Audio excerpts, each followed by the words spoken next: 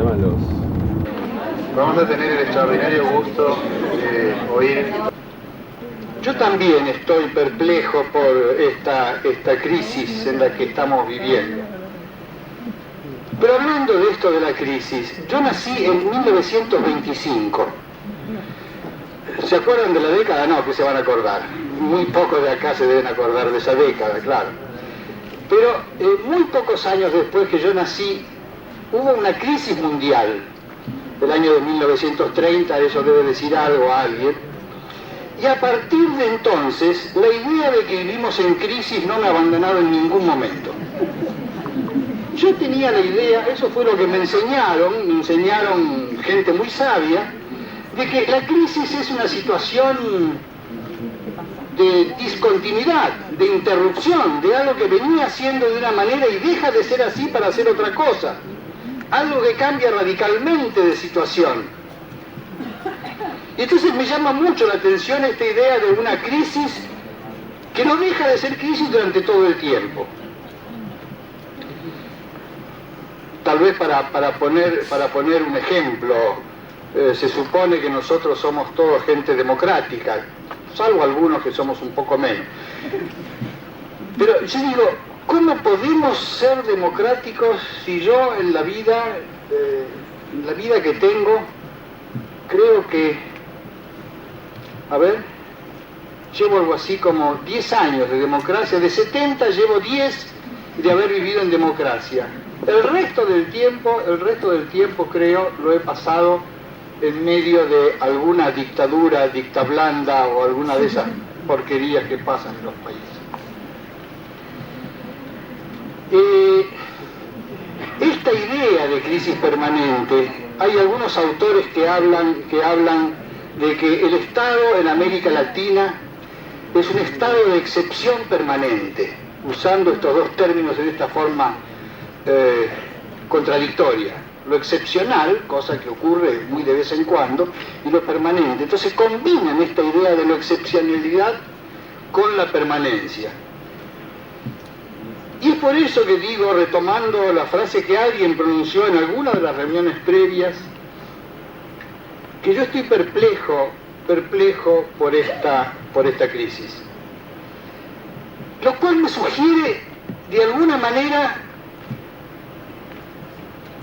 que nuestras viejas amigas, no me estoy refiriendo al público femenino de acá ahora, sino a las palabras, no nos dicen exactamente lo que pensamos que nos dicen otra cosa. Y entonces hace falta, yo creo que esta es la razón, José, por la cual hace falta volver a pensar otra vez en salud. Esto de volver a pensar es una cuestión difícil, pesada e incómoda. En el trabajo que había escrito yo me hago esa pregunta, ¿es acaso necesario pensar en salud? Y digo, si siguiéramos la advertencia del viejo Marx en su análisis sobre Feuerbach, la respuesta sería negativa, pues debiéramos dedicarnos a transformar el mundo en lugar de reflexionar sobre él. Y esto, diría, es una extraña coincidencia con lo que nos dice el neoliberalismo, para el cual es suficiente con la obediencia ciega a los mecanismos del mercado. No hace falta pensar, el mercado resuelve todo. Y el mercado es algo así como la expresión y la síntesis de una posición que se sustenta, casi diría, hegemónicamente en el mundo en este momento. El mercado es la garantía de la libertad. Cada cual tiene la total capacidad de decidir cuando acude al mercado. Y resuelve todos los problemas, como nos dicen nuestros amigos, bueno, amigos de algunos, no tan amigos de otros neoliberales, que nos gobiernan, casi diría, generalizadamente en nuestro continente en este momento y en muchas partes del mundo. Pero para esta idea del mercado yo quisiera mencionar solo una frase de un muy reconocido economista norteamericano quien afirmaba en un documento que preparó para The Milbank Memorial Fund, en un trabajo que se llama The Concept of Health Needs, el concepto de necesidades de salud, decía: solo los esclavos tienen necesidades, la gente libre tiene demandas. Yo creo que esto muestra con mucha claridad una idea que es la que se está perfilando ahora como esta idea hegemónica en el mundo, en el cual ya no hay necesidades, o no debiera haber necesidades, o la gente que tiene necesidades debería sentirse muy mal, porque son esclavos. Nosotros, la gente libre, tenemos demandas. Y yo diría que esto es parte de esta idea de la crisis.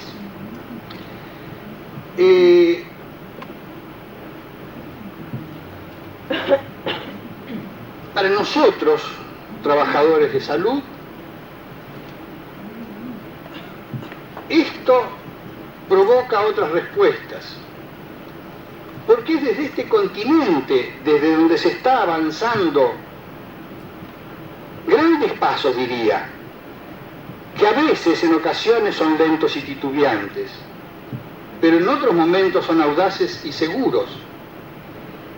Y esos pasos que se avanzan son parte de la reflexión necesaria.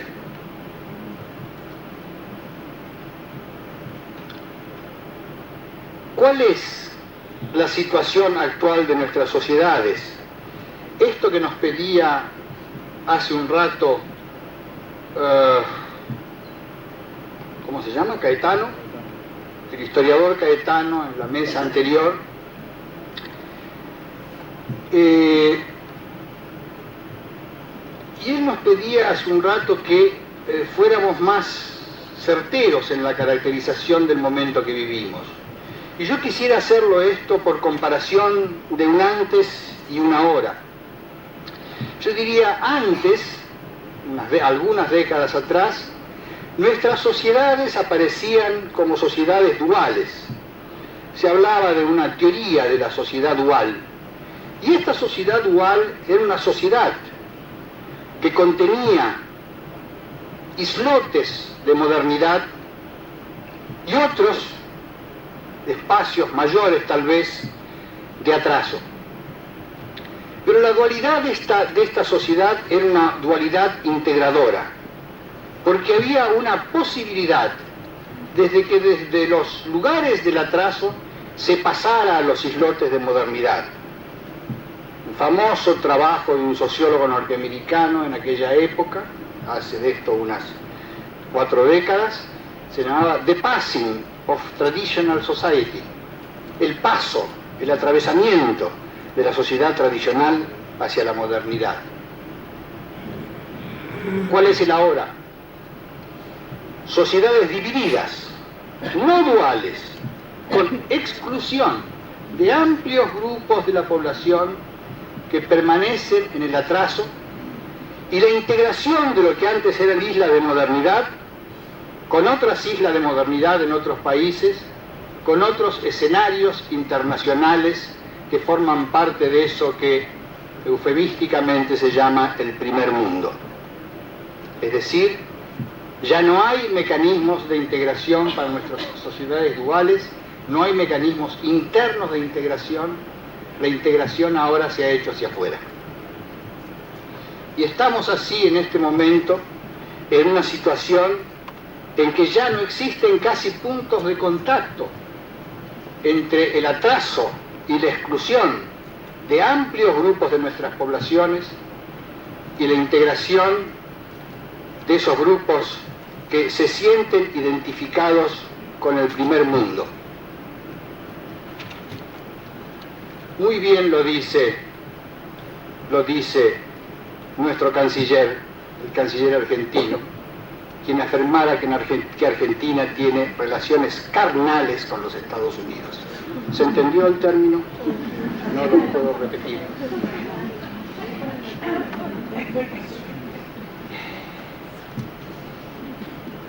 ¿Cuáles son los mecanismos que están realizando este tránsito de la sociedad dual a la sociedad de la exclusión y la integración hacia afuera.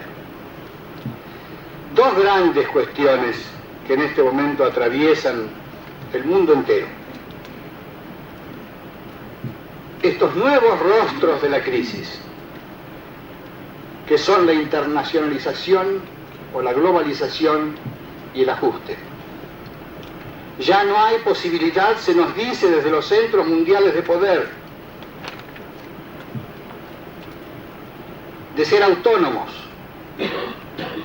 Ya hemos perdido la oportunidad de la autonomía, porque la globalización abarca todo el mundo y no podemos quedar excluidos de esto, so pena de pagar los graves precios del aislamiento y la exclusión como países. Y el otro aspecto que mencionaba recién es el ajuste. Y el ajuste es fundamentalmente el mecanismo, así como la globalización es el mecanismo de la integración de aquellos que pueden integrarse a los centros mundiales de poder.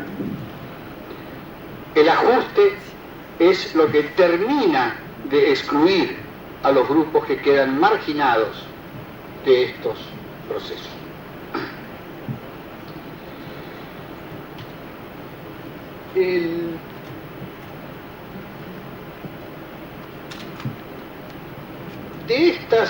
De estas cuestiones hay una traducción a salud. Hay una traducción que parte de las transformaciones que en el terreno de la salud han ocurrido a lo largo de estos, digamos, de estas últimas décadas. Pero esta es una historia que viene de antiguo.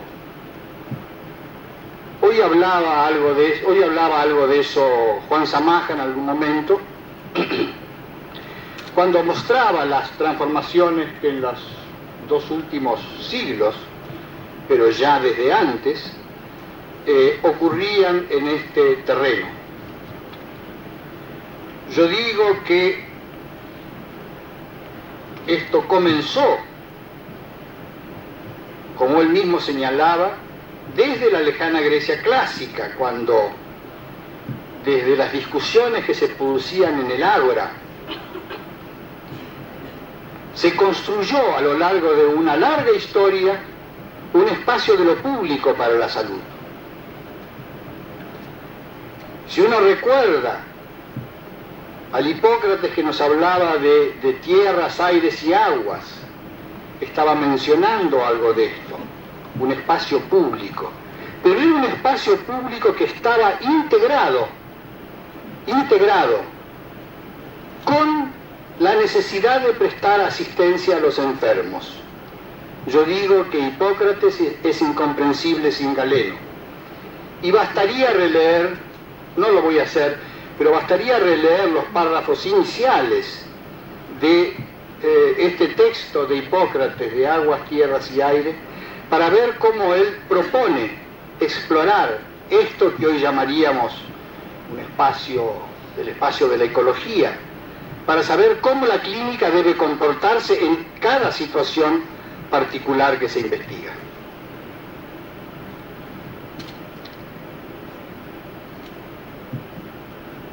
La construcción del espacio público en salud tuvo una enorme importancia. Porque esa construcción estuvo ligado desde el comienzo a los desarrollos del Estado moderno. La estructuración de la pujante economía capitalista fue una de estas cuestiones, y todo ello en íntima relación con el crecimiento del raciocinio, de la racionalidad, de la conciencia moderna.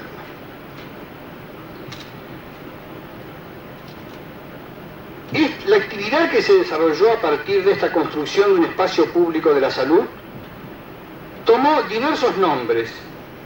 Fue higiene pública, policía médica, medicina estatal, medicina social, salud colectiva.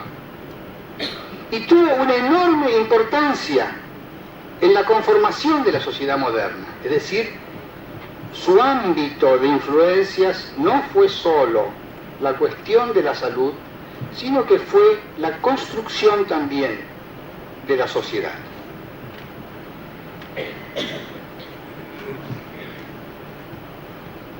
Este proceso de construcción del espacio público de la salud sufrió muchos avatares. Pero lo que ocurrió a partir de determinado momento es que el debate fue ganado de alguna manera por las disciplinas clínicas. Lo que hasta ese momento era una integración entre lo epidemiológico y lo clínico pasó a estar dominado por la visión clínica de los problemas de salud. La epidemiología quedó subsumida en la clínica. La idea de subsunción es la idea de una incorporación subordinada. Y la epidemiología perdió entonces su carácter público para pasar a ocupar esta posición claramente subordinada. ¿Cuál es la importancia de esta transformación que se sufre a partir de fines del siglo pasado? La importancia es que lo que domina el pensamiento sobre la salud es una concepción positivista de la ciencia. Y en esta concepción positivista de la ciencia, lo que se pierde, lo que deja de tener vigencia, es el sujeto.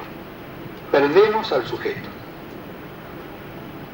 Y lo perdemos no solo desde el punto de vista del quehacer científico, sino también desde el punto de vista del pensamiento, del mismo pensamiento sobre el objeto de la reflexión científica. Es decir, eso que muchos clínicos dicen en sus clases, en las facultades o en los hospitales, de que no existen enfermos, que no existen enfermedades sino enfermos, es verdad, pero no es lo que se practica. Es decir, es nada más que una frase que se dice. De hecho, lo que existe son las enfermedades, no los enfermos. Esto es lo que refleja la pérdida del sujeto en el terreno de la reflexión científica desde el punto de vista de la salud. La salud, entonces, pasa a ser un objeto de administración.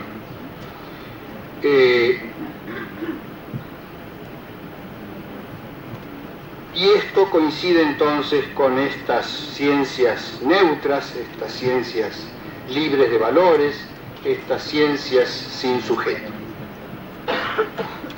¿Qué es lo que da, lo que sustenta desde lo general una concepción de este tipo? ¿Qué es lo que sustenta y refuerza una concepción de este tipo en el terreno de la salud? Para mirarlo tenemos que abrir el espacio de la salud y mirar lo que está pasando afuera. Entonces, muy brevemente, no voy a hacer un relato sobre esta cuestión, pero muy brevemente déjenme decir que a partir de una de esas crisis famosas, que es la crisis de la Segunda Guerra y lo que viene después, se reordena el mundo.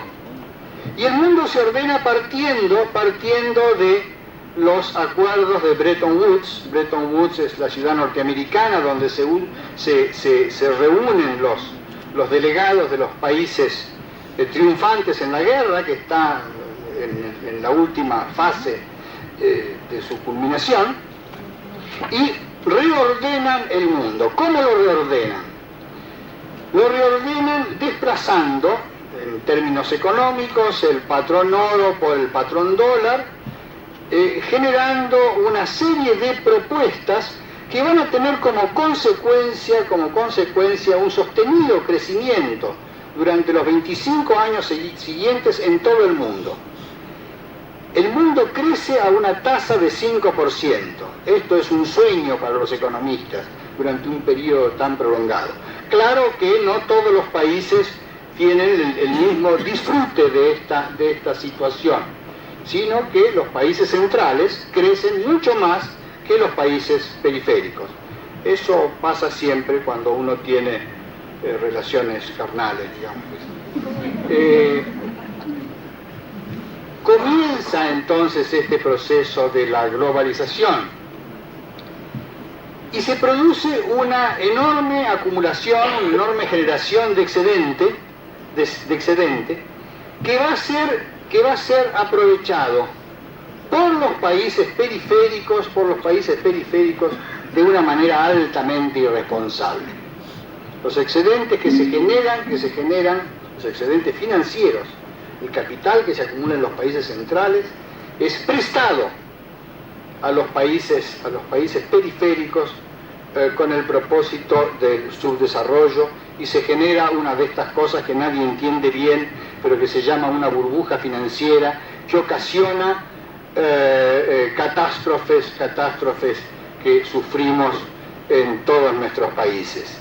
El resultado de esta irresponsabilidad en el uso del dinero excedente en los países centrales es lo que se conoce como la década perdida del 80 para los países, para nuestros países, que yo llamo, sin eufemismo, capitalistas subdesarrollados dependientes.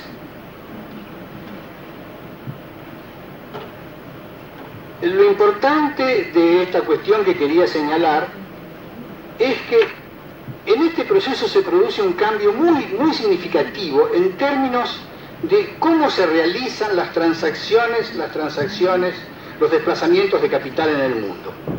Antes de Bretton Woods, para desplazar capitales había que mover barras de oro de un lugar a otro. Iban las barras de oro, esas que uno ve en las películas, salvo que alguno de ustedes tenga algún depósito de barras de oro en su casa, pero son esas barras de oro que se desplazaban materialmente de un país a otro para mover los capitales. A partir de Bretton Woods ya no hay que desplazar barras de oro. En vez de desplazar varias barras de oro, hay que desplazar billetes dólar. El billete dólar se transforma en la moneda central del sistema, generando un riesgo que muchos economistas señalan que es el riesgo de la inflación por exceso de dólares o de la recesión por falta de dólares. Pero después de eso todavía el proceso sigue cambiando. Después de los dólares ya no hay que mandar más billetes. Con un papel, con una orden que se envía es suficiente para desplazar los capitales. Bueno, señores, en este momento la revolución informática hace que yo desde el fax que tengo en mi auto pueda mandar una orden a mi banco en Tokio para que deposite $1 millón en un banco de Hamburgo, por ejemplo. Es lo que yo hago toda la semana.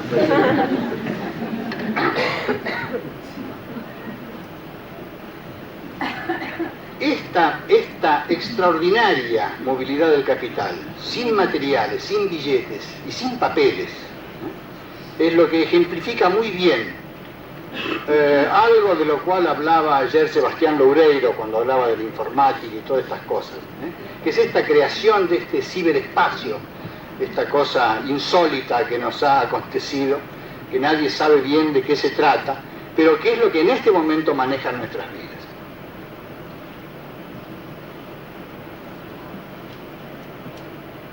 En este momento, desde América Latina, se aprovecha con la misma, yo diría, irresponsabilidad, como si no hubiéramos aprendido nada, la enorme disponibilidad de excedentes líquidos que existen en el mundo y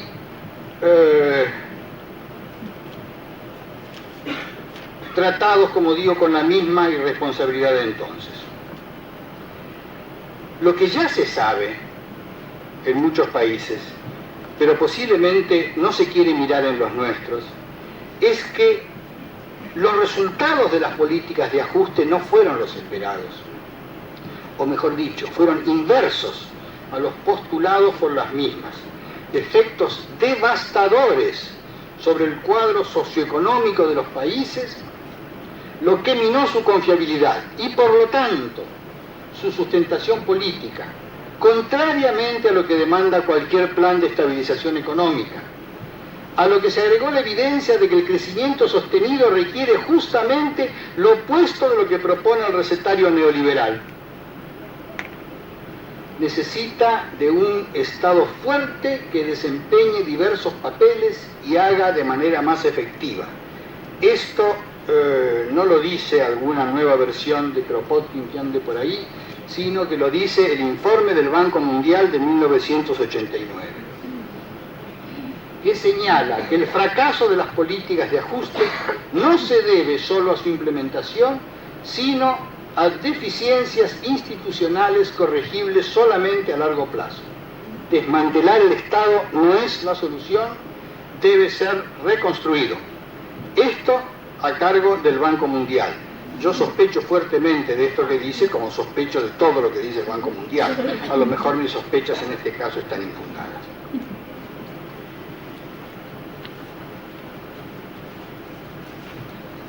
Me interesa señalar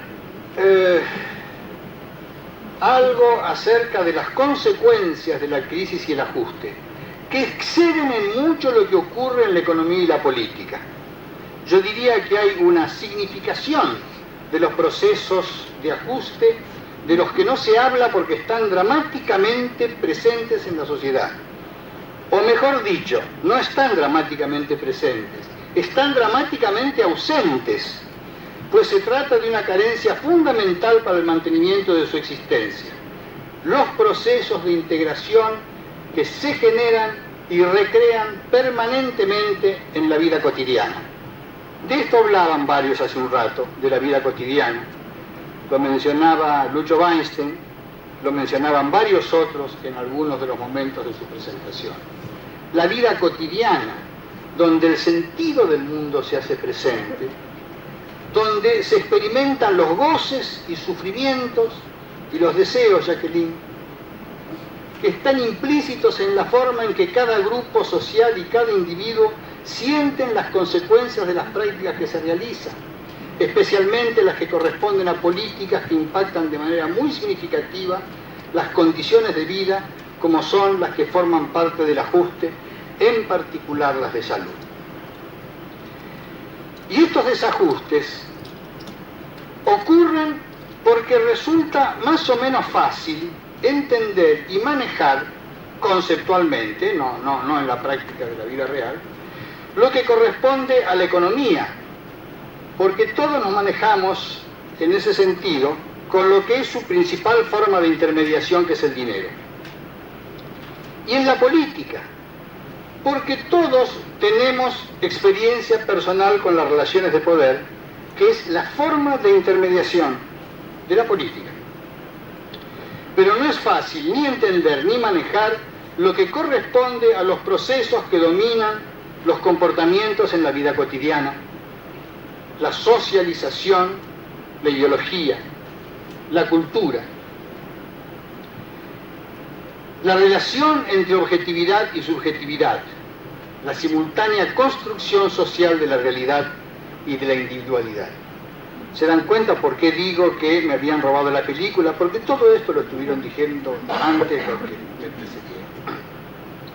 Y aunque fuera comprensible para las personas en su realidad cotidiana, la presencia omnipresente de las relaciones mediadas por el dinero y el poder adquieren una realidad tan opresiva que esas otras quedan relegadas al limbo de lo que siempre puede ser postergado. Hay entonces una invasión de los mecanismos de integración, por lo que ciertos autores llaman las intermediaciones del sistema, lo que tiene que ver con la política, con el poder y con la economía, con el dinero. La cultura siempre queda afuera.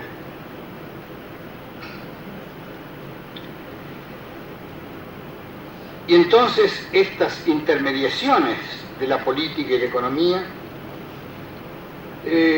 terminan por anular la capacidad de individuos y grupos para desarrollar procesos creativos e innovadores en todos los terrenos. Pero hay todavía otra consecuencia de esta simultaneidad de crisis y ajuste, que es la puesta en evidencia de la íntima interrelación que existe entre el individuo y la sociedad. En algún lugar digo, los otros que soy. Y esto se manifiesta al mismo tiempo como significado y sentido. También de esto nos hablaban. Pero quiero especificar la idea de significado como una lógica que interconecta objetos, que interconecta acciones, y sentido como aquello que experimentamos, los deseos y las angustias, y también las esperanzas. Y esto se revela muchas veces por la imposibilidad que muchos sentimos de resolver en términos individuales las situaciones opresivas a las cuales nos vemos enfrentados. Y que no tiene otra manera que ser enfrentada que a través de juntarnos con los otros.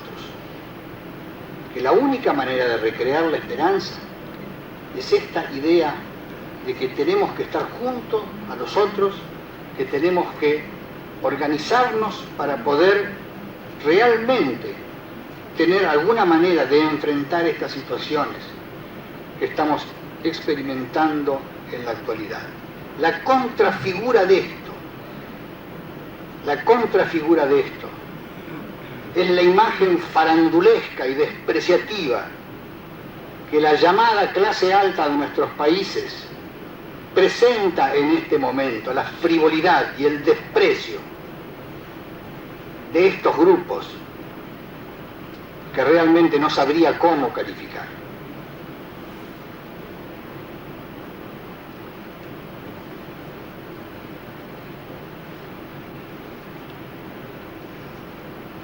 Intento poner este problema en contexto y digo, para mí poner un problema en contexto quiere decir traerlo a hoy aquí. ¿En qué historia estoy? ¿En dónde estoy? Lugares específicos y momentos específicos.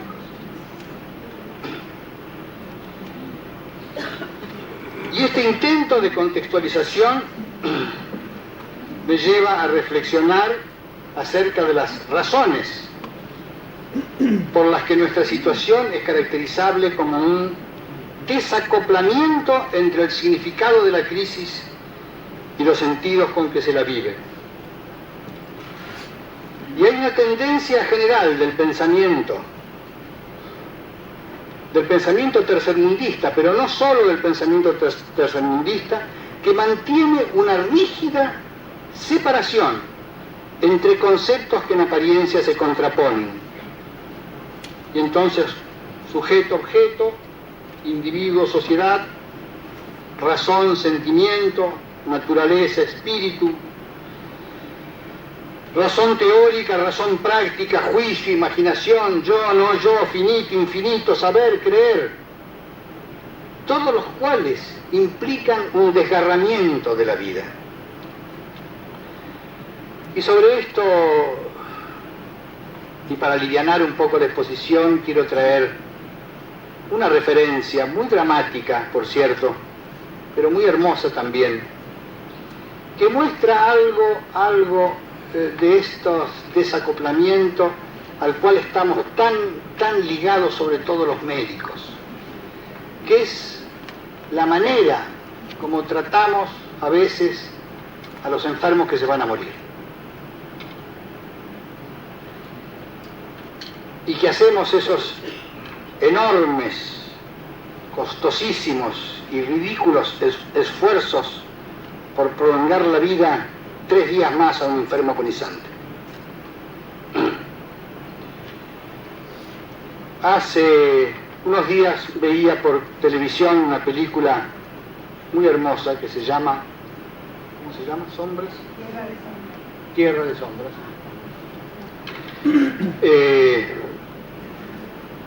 Y en esa película que es una historia de amor, hay una mujer que se va a morir y que está ante la desesperación de su marido, que sabe que se va a morir y que no puede aceptar esta idea terrible. Y entonces ella le dice, el dolor de entonces, ese dolor que está en el futuro, es parte de la felicidad de ahora. Y después ella se muere. El hombre se queda con su amor y su tristeza, y el hijo de esa mujer, que no es hijo de él, y están los dos llorándola y extrañándola, y él le dice a su hijo, el dolor de ahora es parte de la felicidad de entonces. Ese es el trato. Bueno, ese es el trato. Ese es el trato. Esta integración. La muerte no es una cosa separada, la muerte es parte de la vida. Y muchos médicos y mucha gente que trabaja en salud no entiende este simple hecho elemental, básico, fundamental, para que realmente podamos pensar la cuestión de salud en una forma que sea realmente significativa. No podemos mantener esta separación absurda. Tenemos que volver a pensar en esta integración.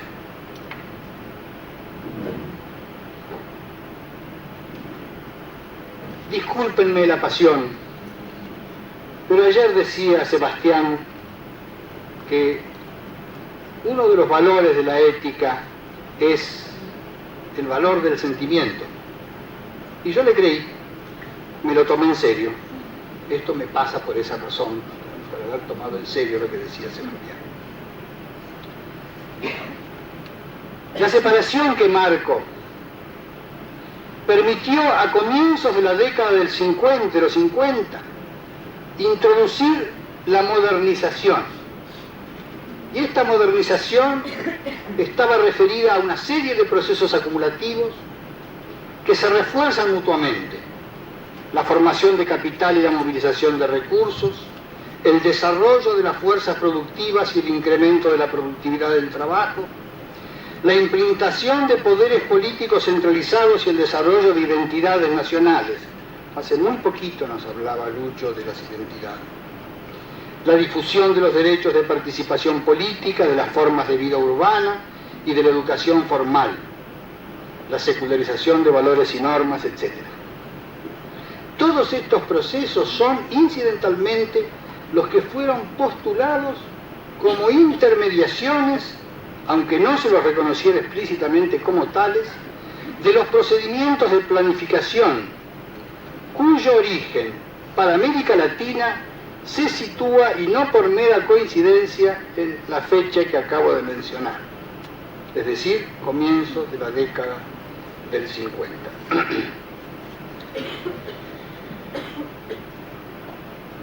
Esta modernidad introduce una idea del tiempo, de la categoría tiempo, que le da una relevancia particular,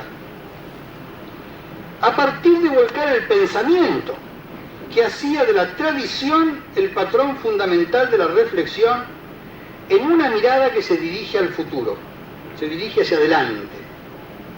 De manera que la modernidad significa la época que vive orientada hacia ese futuro. Los nuevos conceptos que se generan expresan sintéticamente esa posibilidad. El progreso, la emancipación, el desarrollo, la revolución, que tanto nos ilusionó. Se genera entonces una distancia cada vez mayor entre el espacio de experiencia y el horizonte de expectativas, el que adquiere una calidad nueva de tono utópico. Y acá viene la idea central de esta parte, es la comparación del tiempo cronológico con el tiempo histórico. Este tiempo pensado solamente hacia el futuro, solamente hacia el futuro, es como un tiempo homogéneo y vacío, que puede estar pleno de significado, pleno de lógicas articulatorias, pero vacío de sentido. Le falta la vida. Y yo pienso, discúlpenme esta parcialidad, yo nací en Buenos Aires, soy porteño, vivo ahí, me gusta mucho mi ciudad y la maldigo todos los días. Porque a veces enciendo el televisor y oigo hablar a un señor que se llama Bernardo Neustadt. El señor Bernardo Neustadt tiene un leitmotiv. Dice, a mí no me interesa la historia, no me interesa lo que quedó atrás. Yo pienso en el futuro. Pone cara así de futuro, no sé. Esto es terrible. No hay posibilidad de un pensamiento que integre el significado y el sentido si no está enraizado en la historia, si no incorpora este pasado, esto que Walter Benjamin llamaba el tiempo ahora. Y esto lo escribió hace más de 50 años. Walter Benjamin se mató en 1944, por ahí, cuando no pudo escapar al cerco que los nazis le habían tendido en el sur de Francia. Y él hablaba del tiempo ahora. Decía, el presente es el futuro del pasado y el pasado del futuro. Esta es la misma idea que decía recién en la película que vi por televisión.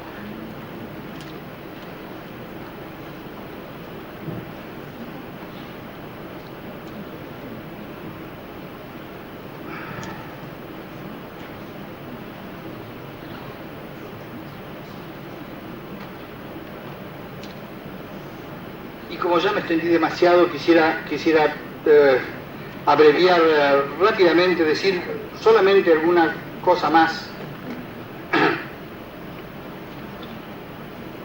Con respecto a las formulaciones de la política de salud, integro estas ideas previas para plantear entonces cómo es la cuestión de las políticas de salud. Y yo digo,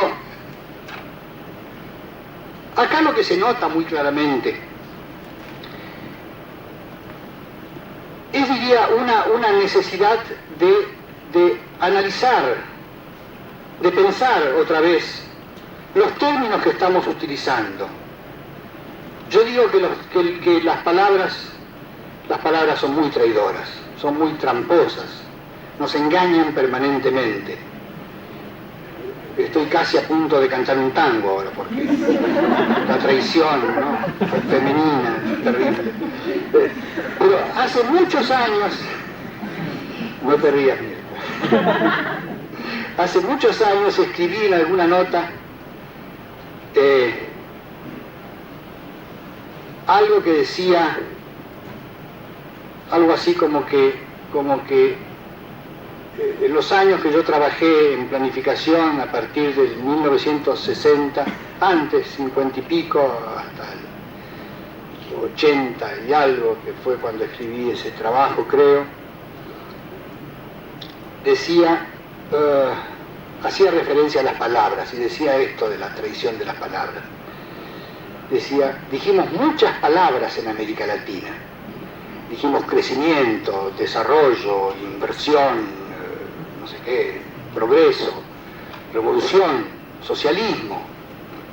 Con esas palabras, decía, construimos castillos de pensamientos, solo para descubrir, mucho después, que el castillo era una cárcel, y nosotros mismos éramos sus presos, o peor todavía, sus guardianes.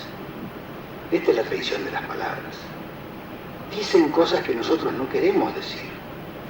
Se imponen sobre nosotros. Entonces tenemos que obligarlas a que digan lo que nosotros queremos. Pero yo insisto en que esta idea de la ambigüedad del lenguaje es un problema que no tiene solución como lenguaje. Porque las palabras siempre son ambiguas. Yo he esto se los explico a mis alumnos y pongo como ejemplo el término sujeto. El sujeto es el que actúa, pero es el que está sujeto, el que está impedido de actuar. Entonces, este doble sentido del término. Y ayer discutíamos de ética, y Graciela hacía observaciones,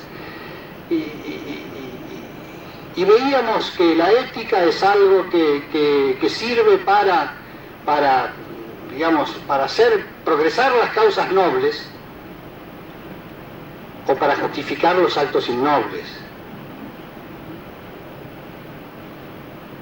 Entonces no podemos no pensar en qué dicen las palabras, qué nos dicen las palabras, y nos dicen cosas distintas en distintos momentos. De aquí surge esta idea, esta necesidad de lo que algunos llaman la necesidad de deconstrucción. Hay que desarmar los textos y mirarlos de nuevo por detrás y por delante y sacudirlos a ver si se les cae algo y nos permiten percibir qué es lo que realmente están diciendo. ¿Qué es lo que realmente dicen las palabras? Y entonces nos vamos a dar cuenta que dicen cosas distintas. Yo ayer señalaba esta idea de las palabras hermosas, y citaba libertad, igualdad, fraternidad. ¿Qué más bonito que esto? ¿Qué más bonito que esto? ¿Qué más traidor que esto? ¿Dónde ha quedado la igualdad y la fraternidad? De esa frase que hace 200 años empezó un largo recorrido por el mundo, que fue una de nuestras banderas. Nosotros, los que queríamos el progreso, los que queríamos la revolución, los que queríamos el socialismo, proponíamos la libertad y la fraternidad y la igualdad. Y no sabíamos, y no nos dábamos cuenta que nos estábamos traicionando, que estábamos fabricando nuestra propia trampa. Porque la libertad en condiciones de desigualdad aumenta la desigualdad. Porque la libertad es lo que nos proponen ahora a los gritos y ganan elecciones con eso, lo cual es mucho peor, los personeros del neoliberalismo. En consecuencia, no podemos atenernos a lo que yo llamaría el valor a la vista de las palabras. Hay que escarbarlas, rascarlas, apretarlas para saber lo que dicen. Esta es la idea de la deconstrucción, dar las vueltas del revés, hasta saber exactamente que lo que estamos diciendo es exactamente lo que queremos decir. Y pongo como ejemplo entonces la idea de política. ¿Qué es una política de salud? Si uno consulta, por ejemplo, a un organismo internacional, digamos a la OPS, a quien Dios bendiga, que me ha dado tanto de comer, nos va a decir que una política de salud es una serie de formulaciones generales que indican hacia dónde se dirige esta cuestión, etcétera, etcétera. Rechazo terminantemente esta idea. Terminantemente esta idea. Porque una política tiene que ver con la cuestión del poder. Si no, resulta que, ahora que lo veo a Jaime, en el Chile de Pinochet, la extensión de cobertura era lo mismo que para la Cuba de Fidel Castro, ya que llega el comandante mañana por acá. No puede ser. Algo está mal. Algo me indica que hay una trampa. En consecuencia, yo les pido que reflexionen ante los usos que se dan a las palabras. Las palabras no dicen siempre lo mismo. Nos traicionan y nos engañan. En consecuencia, esta, diría yo, es lo que me lleva a esta necesidad de pensar en salud. Bueno, me faltan nada más que unas 10 o 12 páginas, pero los voy a eximir. Los voy a eximir. Para leer solamente la última frase, que dice: la apelación a pensar en salud tiene mucho terreno por delante que recorrer. No nos demoremos en emprender el camino para hacer realidad lo que hace casi 70 años nos exigía Carlos Chagas al predecir que íbamos a construir una grande e bella ciencia que fa arte na defesa da vida. Gracias.